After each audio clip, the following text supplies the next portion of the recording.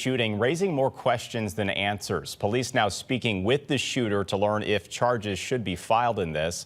Police say a man was killed Sunday morning in an apartment building on Hilltop Place Drive in Farmington.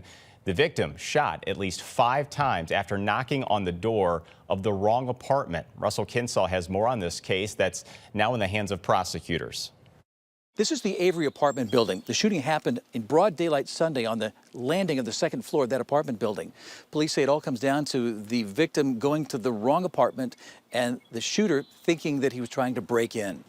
The victim in Sunday's shooting has been identified as 24-year-old Drevin or Dre Rawson. Lehman Rawson was his father. He just had a great smile. He had a gift of wanting to help people. Rawson said the family is in shock over his son losing his life, apparently just for knocking on the wrong apartment door. We all are devastated. We're all trying to stay strong together. Around 11:30 Sunday, police and family say Dre Rawson was dropped off to visit a friend.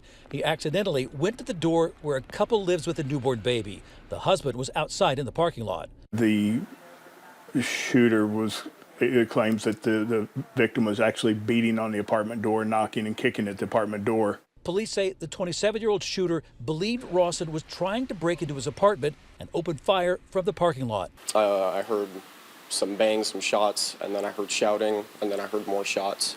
Austin Atnip is a neighbor and ran out to see what happened. That's where I saw my neighbor holding a gun. Police say an autopsy shows Rawson was shot at least 5 times in his upper torso. Atnip says his neighbor told him he fired his gun 8 times. About right where we're standing is where I saw Javon on the ground, bloody and full of holes. Chief Chris Bullock says the suspect is cooperating with the investigation. So they've re-interviewed him, and hopefully with all that information, we'll have enough to send the prosecutor and make their decision. Prosecutors are expected to get the case tomorrow, and it'll be up to them to decide whether or not the shooting was justified or was a crime. In Farmington, Russell Kinsall, First Alert 4.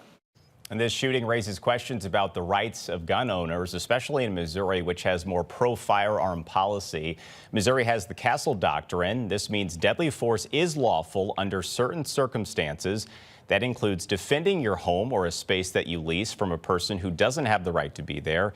In a fight, deadly force would be allowed if the person you're fighting had a gun. You cannot use deadly force if you are the aggressor.